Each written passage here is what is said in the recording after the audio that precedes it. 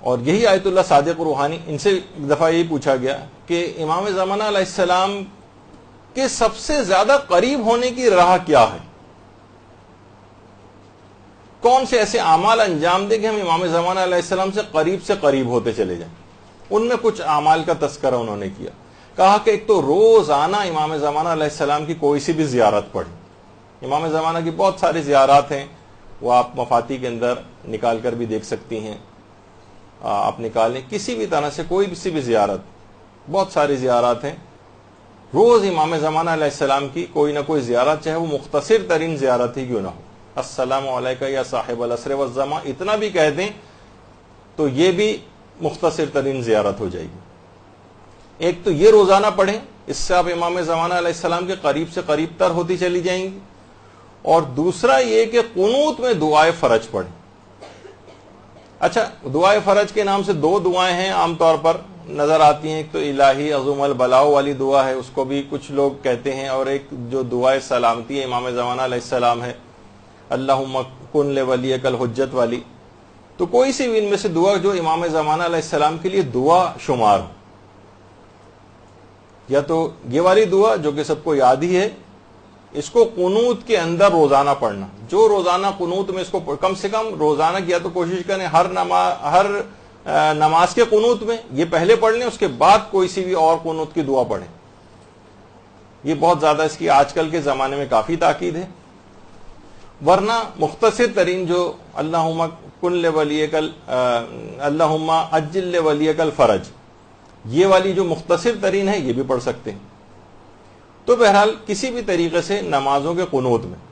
اور آیت اللہ علی آقا قاضی تو ایک جملہ اور فرماتے تھے کہ امام زمانہ علیہ السلام سے اگر کوئی ارتباط اپنا برقرار کرنا چاہتا ہے تو وہ نماز شب میں جو نماز وتر ہوتی ہے اس کے قنوت میں دعائے فرج پڑھے، بلکہ ہر روزانہ پڑھے، بلکہ اپنی ہر دعا میں دعائے فرج کو شامل کر لیں۔ یعنی آپ کو عمومی دعائیں بھی اپنی کرنی ہوں، مثلا کوئی سی بھی گھریلو ٹائپ کی کوئی دعا، اور شادی کی دعا، اور اولاد کی دعا، اور بیماری سے دور ہونے کی دعا، کوئی سی بھی دعا کریں اس سے پہلے دعائے فرج ڈال دیں اس میں۔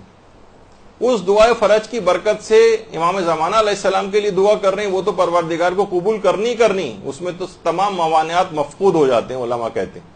جس وقت امام زمانہ کے لیے آپ دعا کرتی ہیں نا، تو تمام رکاوٹیں جو دعا کی قبولیت میں بنتی ہیں، مانع ہوتی ہیں، وہ ساری کی ساری رکاوٹیں دور ہو جاتی ہیں امام کے لیے دعا کرنے کے نتیجے میں۔ اور خدا کی ذات اس بات سے بہت زیادہ کہیں زیادہ کریم ہے کہ وہ امام زمانہ کے لیے کی گئی دعا کو تو قبول کر لے، اور جو اس کے ساتھ لگی ہوئی دعا ہے اس کو رد کر دے۔ بہت مشکل ہے، پروردگار کی صفت کریمیت جو ہے اس سے بہت بعید ہے یہ بات۔ تو یہ والی دعا ہر دعا کے ساتھ اس کو لگا لیں۔ تو فرماتے ہیں کہ اس طرح سے آپ امام زمانہ علیہ السلام کے بہت قریب ہوتے چلے جائیں گے۔ اور آیت اللہ صادق روحانی ایک بات اور فرماتے ہیں، وہ یہ فرماتے ہیں کہ اپنے اعمال اور اپنی عبادات کو مستقل طور پر حضرت حجت کو ہدیہ کرنے کی عادت ڈال لیں۔ یہ حضرت حجت سے قریب ہونے کا بہت بہترین ذریعہ، اور اگر آپ نے فرماتے ہیں کہ اگر آپ نے اس کی عادت ڈال لی تو کچھ ہی عرصے میں آپ کو خود احساس ہو جائے گا کہ آپ امام زمانہ علیہ السلام کے بہت قریب آ گئے۔ اپنے اعمال کو، جو بھی آپ اعمال انجام دیتی ہیں نیک اعمال، مثلا آپ نے نماز پڑھی، امام زمانہ کو ہدیہ کر دیا اس کا ثواب۔ آپ نے روزہ رکھا، چاہے واجب روزہ رکھا چاہے مستحب روزہ رکھا، امام زمانہ علیہ السلام کو ہدیہ کر دی۔ اور نیت یہ رکھیں کہ مثلا یہ جو میں ہدیہ کر رہے ہوں گے امام زمانہ علیہ السلام، یا اس میں 4 معصومین کو بھی آپ ایڈ کر لیں، شہداء کربلا کو بھی ایڈ کر لیں، اور کہیں کہ نیت دل میں یہ ہو کہ میں ان کو ثواب ہدیہ کر رہی ہوں، اور ان کو ہدیہ کرنے کا بھی جو ثواب ہے، یعنی جو ثواب ہدیہ ان کو کیا، اس میں ان کی بارگاہ سے جو ثواب اور فائدے مجھے ملیں گے وہ میں اس کو تمام کائنات کے شیعوں کے اوپر، اپنے مرحوم رشتہ داروں پر، سب کے اوپر میں اس کو تقسیم کرتی ہوں۔ اللہم صلی علی محمد۔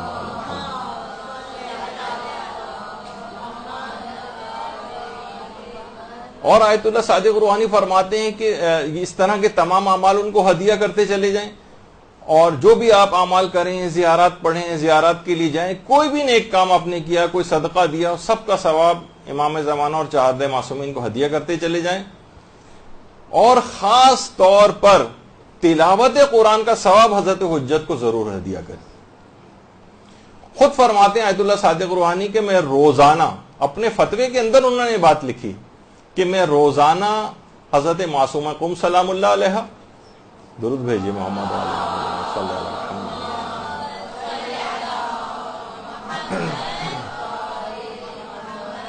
اور امام رضا علیہ الصلوۃ والسلام اللہم صلی علی محمد.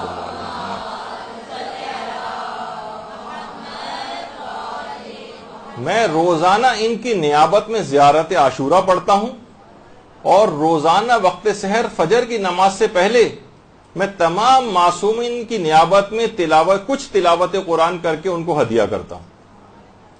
قرآن کو اور امام زمانہ علیہ السلام کا بہت ہی قریبی تعلق ہے. یہی وجہ ہے کہ امام زمانہ علیہ السلام کا ایک لقب شریک القرآن بھی. جب بھی آپ زیارت میں بھی کہتی ہیں نا السلام علیکم یا شریک القرآن. اور دیکھیے قرآن بھی کتاب ہدایت ہے, امام زمانہ خود عین ہدایت ہے. قرآن ہر چیز کو آشکار کرنے والا ہے اور امام زمانہ علیہ السلام بھی جب آئیں گے تو ہر چیز کو آشکار کر دیں گے. بہت ساری مماثلت امام زمانہ علیہ السلام اور قرآن مجید میں. تو تلاوت قرآن امام زمانہ علیہ السلام کو ہدیہ کریں.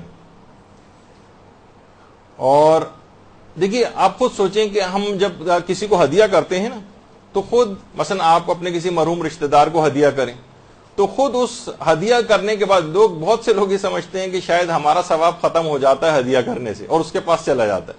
آپ کا ثواب دگنا ہو جاتا ہے, بلکہ 10 گنا ہو جاتا ہے, بلکہ نہ جانے کتنے گنا ہو جاتا ہے دوسروں کو ہدیہ کرنے سے. تو علماء فرماتے ہیں سوچیے کہ جب آپ عام شخص کو جب ہدیہ کر رہے ہیں ثواب اس کے اجر و ثواب کی کوئی انتہا نہیں, تو امام زمانہ علیہ السلام کو اگر ہدیہ کریں اس کی تو کوئی تصور میں نہیں لا سکتا کہ کتنا اس کو جو ہے اس کا ثواب ملے گا. اور باقاعدہ مکیال المکارم میں بھی آیت اللہ تقی اصفہانی نے اس واقعے کو لکھا ہے اور رسول کافی سے اس کو نقل کیا ہے کہ ایک شخص آیا امام کے پاس, امام موسیٰ کاظم علیہ الصلوۃ والسلام کی خدمت.